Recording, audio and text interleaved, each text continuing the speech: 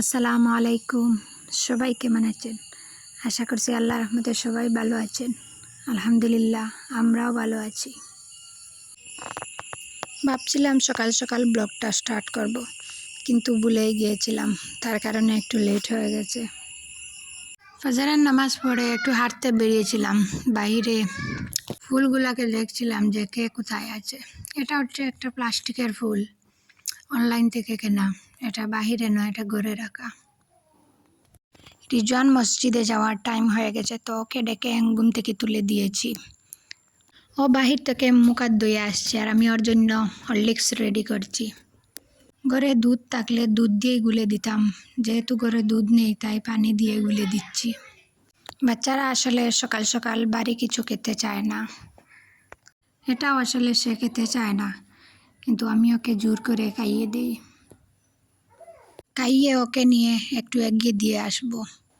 অন্ধকার থাকার কারণে ও হয়তো ভয় পাবে।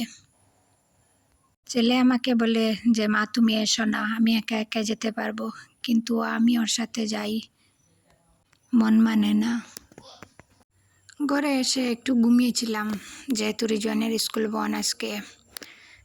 তারপরে উঠে দুজনে মিলে চা খেয়ে নিলাম 2 কাপ। তারই মধ্যে রিজওয়ান ঘরে চলে এসেছে। তো ওকে বললাম আজকে তো স্কুল বন্ধ, তুমি একটু পড়তে বসো। তো ও আমার পাশে পড়তে বসেছে, আর আমি পালং শাকগুলা বেছে নেব। ওই শাকগুলো আসলে ভালো করে দেখে দেখে বাছতে হয়, কারণ ভিতরে পোকা থাকে। অনেক সময় আমি পোকা পেয়েছি। এটা হচ্ছে আমাদের বাড়ির শাক। এটা বাজারের কিনা শাক নয়, আসলে বাড়ির শাকসবজির তো আলাদা স্বাদ থাকে। বাজারের ওইগুলাতে তো সার দিয়ে বড় করে, এতটা স্বাদ পাওয়া যায় না। একটা একটা করে দেখে দেখে পরিষ্কার করে নিচ্ছিলাম। আসলে ওইগুলা বাছতে একটু সময় লাগে, হাতে একটু সময় নিয়ে বেছে নিয়েছি।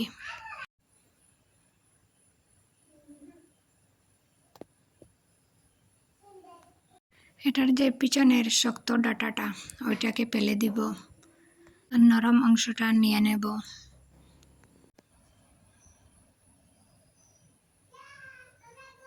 জানি না আমার ভিডিওটা কে কোথায় থেকে দেখছেন। আমার আজকের ভিডিওটা যদি আপনাদের কাছে ভালো লেগে যায়, প্লিজ একটা লাইক দিতে ভুলবেন না। আর আপনি যদি আমার চ্যানেলে নতুন হয়ে থাকেন, চাইলে আমার চ্যানেলটাকে সাবস্ক্রাইব করে নিতে পারেন। আর ফেসবুক থেকে দেখে থাকলে ফলো দিয়ে দিবেন। আর আপনি যদি অলরেডি তা করে থাকেন, আপনাকে অসংখ্য ধন্যবাদ। শাকগুলাকে পরিষ্কার করে নিয়েছি, তো এখন রান্না করে চলে এলাম। সন্ধ্যাবেলা রিজনের বাবা ঘরে এসে বলেছিলেন যে আজকে মাছ সবজি কিছু কিনে নিয়ে আসবো, বাজারে যেতে হবে।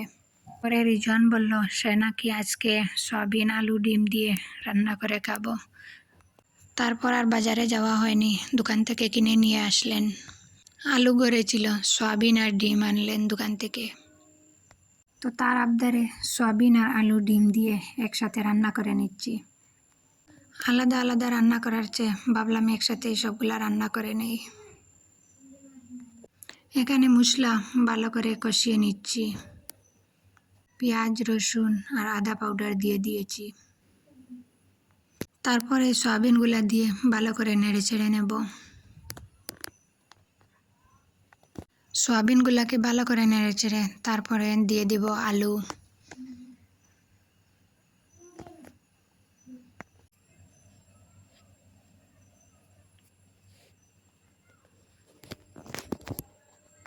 আলু দিয়ে আরও কিছুক্ষণ নেড়ে চেড়ে তারপর একটু পানি দিয়ে দিলাম সিদ্ধ হওয়ার জন্য। আর এদিকে ডিমগুলো সিদ্ধ হয়ে গেছে, ওইগুলোকে এখন তেলে ফ্রাই করে নিব। সামান্য হলুদ আর লবণ দিয়ে ফ্রাই করে নিচ্ছি। তেলের মধ্যে হলুদ দিয়ে ডিম ফ্রাই করলে ডিমের কালারটা অনেক সুন্দর হয়। ডিমগুলো ফ্রাই করে এখন দিয়ে দিচ্ছি সয়াবিন আর আলুর মধ্যে। সয়াবিনের তরকারিটা অর্ধেক সিদ্ধ হয়ে গেছে।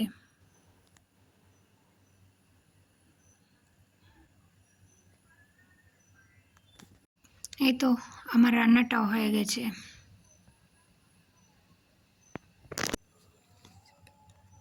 এটা কোনো রেসিপি নয়, আমি যেভাবে রান্না করলাম সেভাবে আপনাদের সাথে শেয়ার করলাম। আমার রান্নাগুলা তো কিছুই না, আর পাকা রাঁধুনিদের জন্য নয়।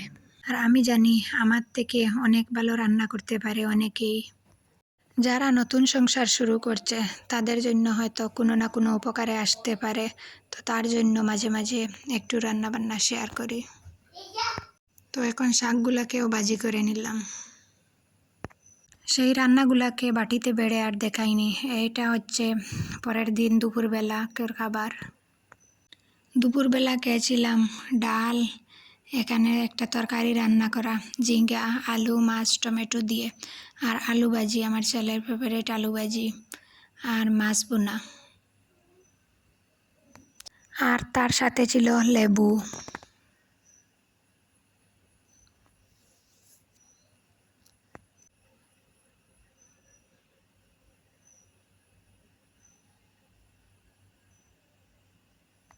দুপুরবেলা খেয়ে বাচ্চাদেরকে নিয়ে একটু ঘুমিয়েছিলাম, তারপর উঠে সন্ধ্যাবেলা চা খেলাম সাথে পাঁপড় দিয়ে।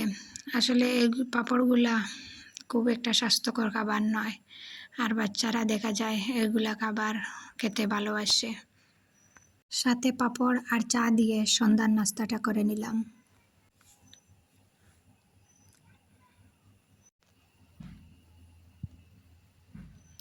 তো আজকের ভিডিওটা এই পর্যন্ত। সবার সুস্বাস্থ্য কামনা করে আপনাদের কাছ থেকে বিদায় নিয়ে নিচ্ছি। আল্লাহ হাফিজ। আসসালামু আলাইকুম।